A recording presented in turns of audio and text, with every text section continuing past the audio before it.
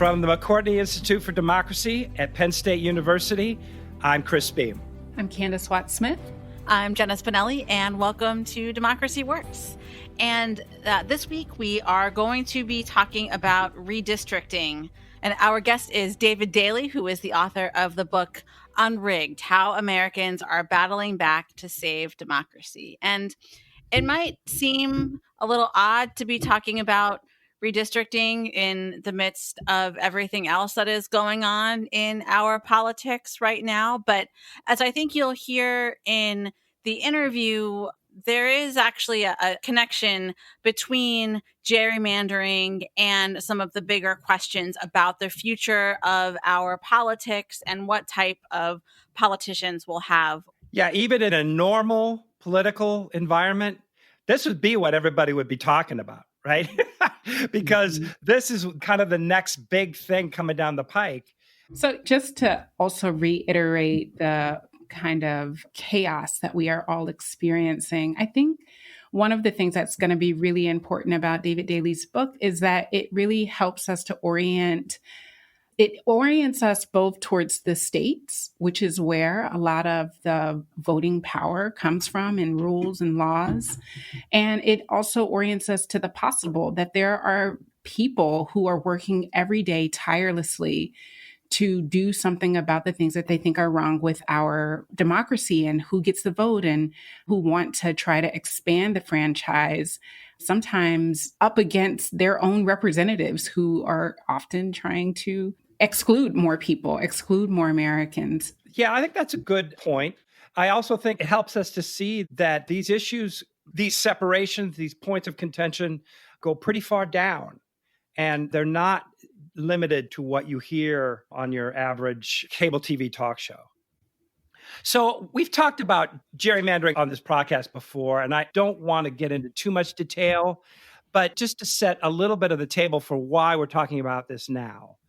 Every 10 years, we have a census. We just completed one. Actually, we haven't got the results back, but the census itself is done. It's in the Constitution that we have to do this every 10 years. And the results of that census determine which states get how many representatives. But then the other thing that happens after the census is that every state has to redraw its districts, both for the congressional districts and also for the state legislature, usually Senate and Assembly. And so how they do that, the 10-year census results give them right now, the only opportunity to do that. So the thing about the census years is every 10 years is not just important for the census, but it also makes the elections that occur at the 2010, 2020, 2030, makes them especially important because the party that wins the state houses are the ones who are going to have the greatest say on redistricting. So in the case of the 2020 election, it was good for Republicans who weren't Trump, and it was not good for Democrats at the state level. Because the Republicans are in charge of either the legislatures or the governor, and in many cases, both. And so therefore, there's nobody contesting the lines they draw, and they're going to draw lines, just like any politician would, that benefit their party. Right. And so because there's no contested power, they're able to do basically what they want. And that's why Davey talks about going outside the legislative process and through referenda or through citizens' initiative to try to come up with some better system than the fox literally guarding the henhouse. But one thing he says that I think is absolutely right is that it is simply not possible for any state, any legislative body to do this in the dark of night or to do this without people paying attention. In 2010, it's considered to be a very arcane, confusing, who cares, drawing maps, whatever. And so Republicans took advantage of new software, new data, and really drew some very sophisticated maps. And it was only ex post facto that people realize what had actually happened. And so this isn't different from what goes back all the way to Elbridge Gerry when the term was coined in, I think, 1805 or whatever it was. But those days are gone. People are aware of it and they're waiting to see what happens. And so at minimum, they're not going to be able to get away with it without being called on it.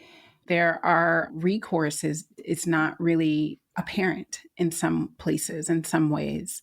So, for example, the Shelby case out of the Supreme Court basically kind of struck down the preclearance clause, I guess you could say, of the Voting Rights Act. And so there, at least, there were some places where if you wanted to make changes, you had to go through the DOJ before you made major changes, and that's gone.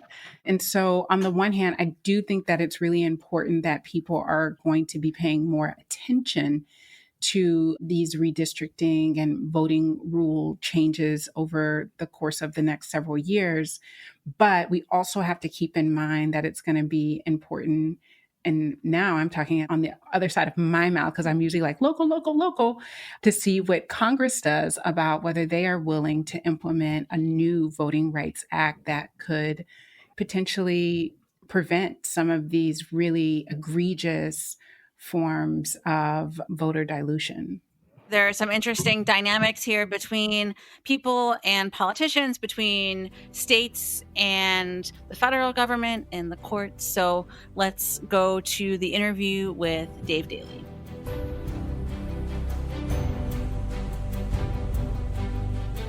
Dave Daley, welcome to Democracy Works. Thanks so much for joining us. Thanks for having me, Jana. Excited to talk with you about your book, Unrigged, and all the work you've been doing, chronicling grassroots politics over the past couple of years. And one thing that we have coming up in 2021 that might be easy to forget about is redistricting. You have spent a lot of your time with grassroots organizers throughout the country that were working to end the practice of gerrymandering. And at a basic level, I guess I'm wondering how they did. I think that the redistricting that happens in 2021 is going to be much more transparent, and the public is going to be much more aware of how important it is. One of the things that has really happened over the last few years is that gerrymandering has become a hot topic. It's become something that everybody understands the importance of and the centrality to our politics for a decade. And when I wrote my first book on this, the publisher made me give it a vulgar name because they said, you can't possibly use the most boring word in the world, gerrymandering, on a book on that topic. And now you can talk about gerrymandering everywhere, right? It's on John Oliver. It's on The Daily Show. It's all over the place. So map makers are not going to be able to get away with doing this in private and in smoke-filled rooms and in bunkers the way that they did 10 years ago. I also think that the technology behind map making, the same software that makes it possible for lawmakers to gerrymander, is going to be in the hands of the people, and it's going to allow us to see through what they've done. There have also been amazing citizen redistricting efforts, and I chronicle the ones in Michigan and Utah and Missouri and Colorado in Unrigged. In Michigan, it's an amazing story. It's Katie Fahey. She's 27 years old. A lot of your listeners may be familiar with her story. 2 days after the 2016 election, she wants to take on something in our politics that might be unifying, something that might get everyone in her family filled with Trump voters, Clinton voters, Bernie Sanders voters to rally around one issue. And she picks gerrymandering in Michigan. And she goes onto Facebook and puts up a Facebook post about how she wants to take this topic on, and other people who want to join her ought to reply. And they built, through that one social media post, a redistricting revolution. You had partisans drawing maps in Michigan behind closed doors in 2011. You're going to have an independent commission of citizens doing this in daylight in 2021. And I want to come back to Katie and some of these grassroots organizers in a minute, but sticking with redistricting here, what does the process look like over the next year? And how are the Katie Fahey's of the world and all the fair districts and these types of groups, what does this coming year look like for them as far as how they're keeping an eye on what's happening, holding people's feet to the fire, those kind of things? Absolutely. We draw these new state legislative and congressional lines every 10 years after the census. And one of the things that has slowed this process down here in early 2021 is that the census numbers have not yet been reported to the states. The earliest this is now likely to happen is mid to end of February. There's a lot of people that think April or May is really much more likely. Every state has its own process as soon as the census numbers arrive. And in a lot of states, they begin with hearings and with the crafting of a bill that include these new maps really very soon thereafter. I think that what you have are citizens in many of these states who have already organized themselves in North Carolina, in Texas, in Ohio, in Michigan, that they're going to be watching and they're going to be in the middle of these public hearings and they're going to be testifying as to what a community of interest is. They're going to be keeping this issue alive in the news media. And they're going to be using this software to design maps that show really what a kind of fairness is possible. And I don't think that these lawmakers are going to be able to craft maps as they did in 2011 in secret and pretend that they're the only maps possible. They're going to be seen in public. They're going to be tested by citizens. And there's going to be much more of a spotlight on redistricting than perhaps there ever has been. You write in Unrigged that in some ways the notion of democracy itself is at stake here. Depending on the way that some of these things go, some of these places could look far less small d democratic than they have in the past. Can you talk more about what you mean by that? These district lines that are drawn are really the building blocks of our democracy. These legislative districts and congressional districts, when you draw those lines, oftentimes you have the power to select winners and losers. And because of the polarization in our politics and the geographic scattering of Democrats in cities and Republicans more efficiently spread across suburbs and rural America, the way that you craft these districts can lock a party into power for years and years, even when they win fewer votes. In so many states, the lines that were drawn in 2011 for state legislatures, they locked the party that drew them in power for 10 years. And after the 2018 election, there were 59 million Americans, almost 1 in 5 of us, that lived in a state in which one or both chambers of the state legislature were controlled by the party that won fewer votes. And that is deeply antithetical to the notion of a representative democracy. Our state legislature is supposed to be the office that is most responsive to the people. And when these lines are drawn in a way that one party controls them no matter what, it pushes our politics to the extreme, because when a general election is not competitive, it means that the primary election, usually held in the middle of the summer, it's low turnout, only the most extreme members of the party, left or right, tend to participate, and you get a very different kind of politics. You get different kinds of politicians, and they become insulated from the people, and then policy drifts out to extremes. So these maps are really the starting point for everything that happens in a state for a decade. The other thing that it's kind of going through the back of my mind now, and this is a much more cynical thought, but I wonder if to the point of having fair maps will lead to different types of candidates being elected to state legislatures. I wonder if we're kind of already too far down a different path there. If a lot of what we read about polarization and all of these things, if that's already too far gone, that even if the maps are more fair, it might not necessarily lead to a change in the types of candidates that are running or are getting into office in state legislatures. The story that I think is just most powerful when it comes to showing the impact of these district lines is a story from North Carolina. And this is the story of Mark Meadows. In 2010, when Republicans take control of the state legislature in North Carolina, they decide that they want to draw a congressional map that, as the chairman of the committee says at the time, explicitly creates 10 Republican seats and 3 Democratic seats in a state that is probably narrowly Republican, but a pretty close and pretty competitive statewide. They do this by going to the western part of the state, where there had been a swing district that had gone back and forth throughout the 2000s. They had elected a Republican in 2000, 2002, after 9/11.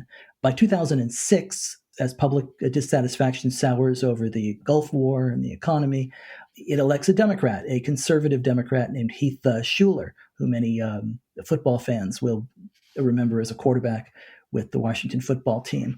And Shuler even holds the seat in 2010, but when he sees the map that is drawn in 2011, he takes one look and retires immediately. Because what Republicans did is they crack the city of Asheville in half. They drew a line through the most liberal, kind of hippie vegan city in his district. They put half of the voters into a new district and half of the voters into Patrick McHenry's district, another conservative Republican. And as a result, they created 2 Republican districts down there simply by how they drew that line. Mark Meadows is a sandwich shop owner, and he runs for this seat. It's a wide open Republican primary, 6-7 candidates. Meadows runs essentially as a hard right birther who you can find the video online of him saying, I'm going to send Barack Obama back to Kenya or wherever it is that he comes from. Meadows wins this primary with about 38% of the vote, goes on to Washington, wins the seat because it has been drawn to elect the most extreme winner of a primary. He goes to Washington. He files the parliamentary motion that knocks John Boehner, a Republican, out of the speaker's chair. He essentially forces the government shutdown of 2013. He then goes and becomes Donald Trump's chief of staff. He's the most powerful man in Washington in many ways. And he's created by redistricting. If those districts are drawn in a different way, we don't have Mark Meadows and his ilk in office. And I think what happened with the gerrymandering of this last decade is that it inflicted a Frankenstein's monster on our politics, that the folks who drew these lines, I think they wanted to lock in a partisan advantage for themselves, but I don't think that they understood that what they were really doing was pushing our politics to such an angry, resentful place. And is there coming back from it? It's going to be very difficult, but it has to start with fixing what was broken. And what was broken is the very idea of fair elections and representation itself. Yeah, it's like a be careful what you wish for type of scenario or something like that. So your book, Unrigged, is the story of these individuals and these groups and volunteers across the country that really take action and put boots to the ground on not just gerrymandering, but lots of other issues. And I'm wondering, these individual stories, I think, are great and certainly inspiring, but do you have any sense of what kind of the breadth of this are? I mean, how many Katie Fahey's or Luke Mayville's or the other folks out there? I mean, are these people needles in haystacks, or are there lots more people who are doing this work that just maybe don't quite get the spotlight that they have? In 2018, you had 5 states that did initiatives or constitutional amendments on redistricting. So along with Katie Fahey in Michigan, you had Utah, Ohio, Colorado, and Missouri. In 2020, you saw this pass in Virginia, and there were efforts in Oklahoma and Arkansas and Oregon and out in the Dakotas, and many of those got stymied either by COVID and the pandemic, which made it more difficult to get out and collect signatures, or by state political establishments that filed lawsuits and essentially knocked them off of the ballot. So certainly this is not easy. Luke Mayville is another amazing story in Idaho, where they have, it's certainly a deep red state, but Luke and a group called Reclaim Idaho were able to organize and win expansion of Medicaid there in 2018. And that happened as well in Nebraska and other states that we think of as red states. And I think that when you look at Luke, when you look at Katie, when you look at Desmond Meade and the folks in Florida who won a restoration of voting rights for the 1.4 million people in that state who had a felony conviction in their past and had served their time, but had essentially lost the franchise forever due to a law that dated back to the Jim Crow era, there has been such powerful movements that have been created in states by real individuals who have logged off of Twitter and, turned off MSNBC and got to work knocking on doors, trying to persuade their neighbors. And these have been transpartisan. The victory in Florida, and I know it's been undone in many ways by a gerrymandered legislature and will be decided now in the courts. But when you look at the magnificence of what Desmond Meade and Neil Valls were able to win in Florida in 2018, this is a year in which voters elect a Republican governor, a Republican U.S. senator. It's not a blue wave year in Florida in 2018, but 64% of voters there signed on and said, yes, we think someone who has made a mistake and served his or her time ought to get their voice in civic affairs back. That's an incredibly powerful thing. It shows that these issues are not Democratic issues or Republican issues, but deeply American questions of fairness and people wanting their government to work and their elections to be fair. And I think that there's a lot of hope that we can take from that.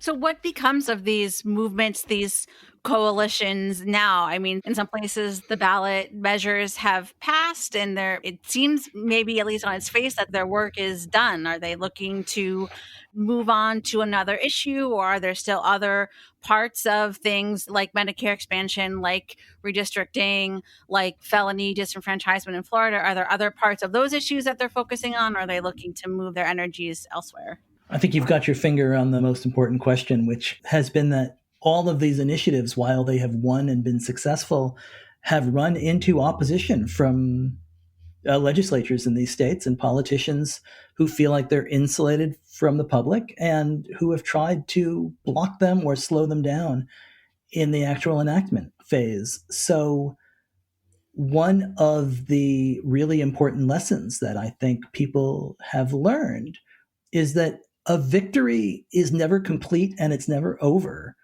Not on election day, in many times, not ever. A victory has to be continually defended. And I mean, Dr. King talked about an arc of the moral universe that is long but bends toward justice. And I think what we all have to realize is that arc doesn't bend by itself, that we've all got to have our hands on it if we want to pull it in the direction of fairness and more democracy, and that you can't simply put your hand on the arc on election day. If we want to live in a multiracial democracy that upholds the ideals that we want this country to live up to, all of us have to have our hands on that arc at all times. So all of the, or at least most of the kind of success stories we've been talking about here have come as a result of the ballot initiative process. Do you know of any parallels, similar stories that happened through a more traditional legislative means? I think the victory in Virginia is one that everyone can look at and feel really good about, because there is no independent initiative possibility on redistricting there. And voters had to organize and lobby their legislators in order to win the independent commission that will go into effect in 2021. They had to convince lawmakers that this was important, that enough voters cared. They had to convince Republicans who controlled the legislature in 2019 and also the Democrats who won the legislature and controlled it in 2020 to pass the exact same amendment 2 years in a row so that it could then go to voters for approval. This is the first time that a state legislature has voluntarily turned over this much control over the drawing of their lines, really in the country's history. And it was only made possible because citizens organized and showed up in Richmond and proved to lawmakers that this mattered to them. Can that happen every place? Not necessarily. You all have been fighting and trying just as hard. I mean, Carol Kuhnelholm's a Fair District, a PA group, has been doing this in Harrisburg, I know, and working so effectively. And they had a wonderful bill that I believe had more co-sponsors than any legislation in the last session of the legislature there. It's not proof that success is possible, but it's certainly a roadmap that shows that sometimes it can be. Sure. So as we kind of bring things to a close here, Dave, what else are you watching? What other stories are on your radar as you look out to the rest of this year? I think a really important question is going to be the question of citizen voting age population and whether or not state legislatures can draw district lines that are based not on total population, which has been the long-time standard for state legislatures and is the constitutional standard for Congress and for congressional districts, or whether they can use numbers based on citizens over the age of 18. And this would have really a major effect if state legislatures made this move. You could see states like Texas, Alabama, Missouri, Georgia, for example, where this has been talked about, and it would essentially shift political power and make districts older, whiter, more conservative, and more rural. And this will, I think, has the possibility to become the real legislative battleground and legal battleground of the next decade, whether or not states have that right, whether it is a violation of one person, one vote. And it has the potential really to remake and redefine the essence of representation. Yeah, geez, that is a big story. I feel like we could have a whole other conversation. But I know that you will be doing your due diligence in your reporting on it over the next months and years, and maybe we'll have you back on sometime down the road to talk about it. But in the meantime, thank you so much for joining us today. Always a pleasure. Thank you for this podcast. It's so wonderful. Thanks. That was a great interview, as always, with Jenna, and I learned a lot from Dave. He has me thinking about some important things. And one of the things that stood out to me in connection to what we were talking about before, Chris, is about how in this next round of fights that are inevitable to come up around gerrymandering, the battlefield is going to look different, in part because of cases like Shelby County, which happened in 2013, and Rucho, which happened in 2019, where the Supreme Court essentially said partisan gerrymandering is well, basically they said, we are not going to say anything about it because that is a political matter and that is non-justiciable. Is that the word? Mhm. And so, again, I don't want to get on my high horse about how the Supreme Court does not always produce democratic outcomes, but essentially that's what we have and that's where we are. So there's going to be a necessity to bring cases so that we have more democracy, not less, that more people can participate. But there are going to be some barriers at various levels of government and different aspects, right? The judiciary, the federal government, the legislative branches, there's going to be challenges all over the place. Yeah, because the Supreme Court decided that this issue either, well, I mean, I don't want to get down in the weeds of the decision, but basically they gave no meaningful guidance on this issue. Mm-hmm. And so there's no final determining legal authority to say this is okay and this isn't. I find it fascinating that essentially we're burning votes, right? That you can gerrymander on partisan lines and essentially just tell a whole group of people that your votes don't matter. And we can predict that pretty easily about who's going to be the winner, right? So this is where people say gerrymandering allows political representatives to choose their voters instead of voters choosing their representatives. Mm-hmm. The other part, which I find just so frustrating and infuriating, is that we often like to pretend that American politics is not, that race and racism aren't core components of American politics and certainly the party system. So it's not only that African Americans, Black folks tend to be Democrats and Latinos tend to be Democrats, but also that the Republican Party tends to be white.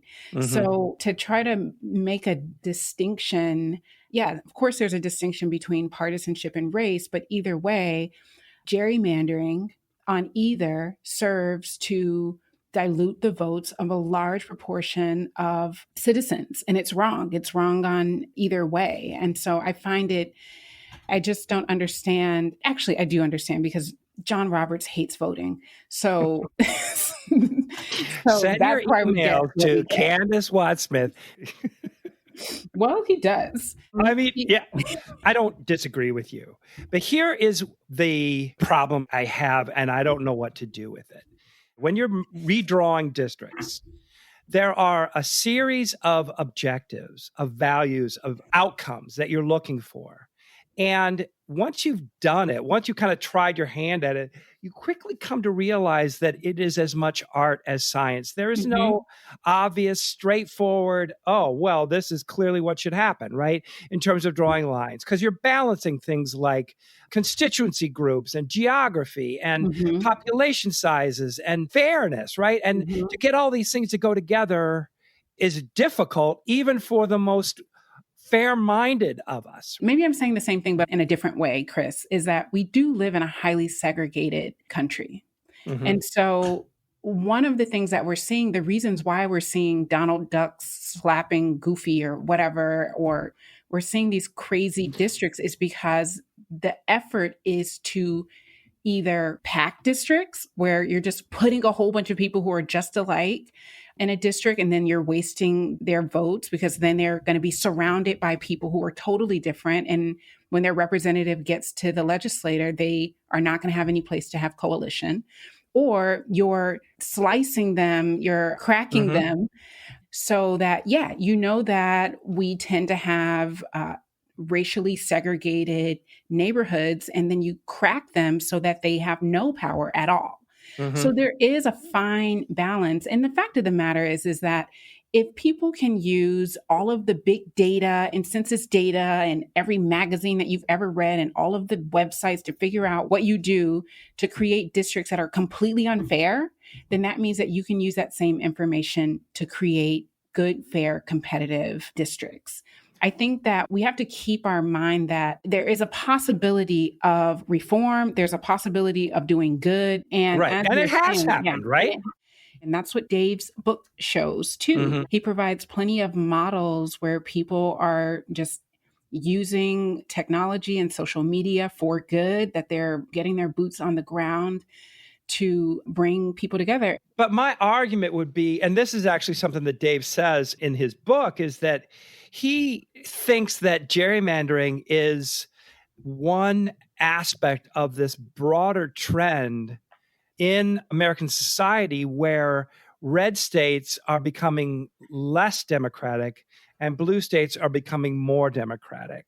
And that's obviously democratic with a small d. And you see this manifested in a number of ways. I mean, every time I hear somebody say, we're a republic, not a democracy, I want to hit something. But it is now kind of a knee-jerk response. I mean, there's just this denigration of the idea and the ideal of democracy among many people on the right side of American politics. And then on the other side, you see a party, a Democratic Party, that sees its future in expanding the electorate, bringing more people in, giving more power to people of color. So their inclination is to make things easier, more access, et cetera. It's too easy to use that brush, but I am hard-pressed to see how it's wrong, how it's incorrect.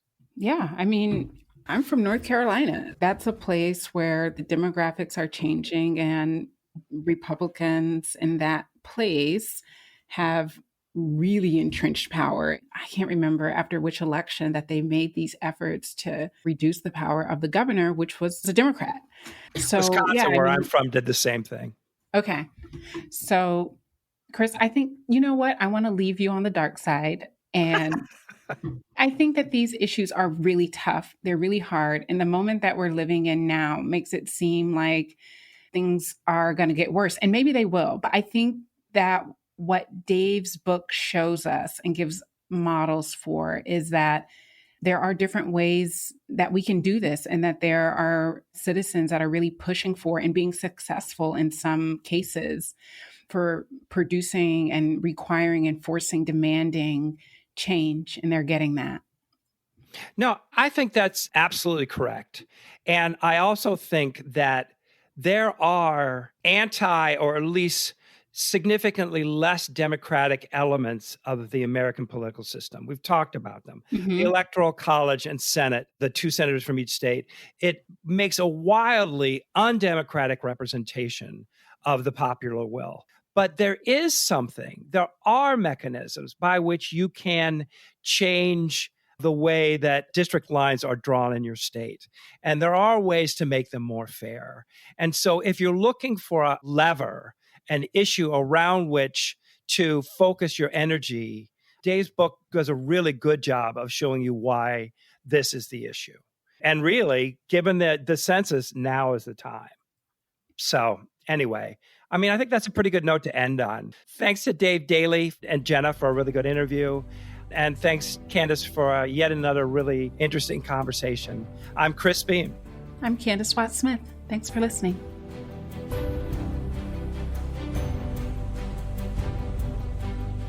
Democracy Works is produced by the McCourtney Institute for Democracy at Penn State and WPSU, Central Pennsylvania's NPR station.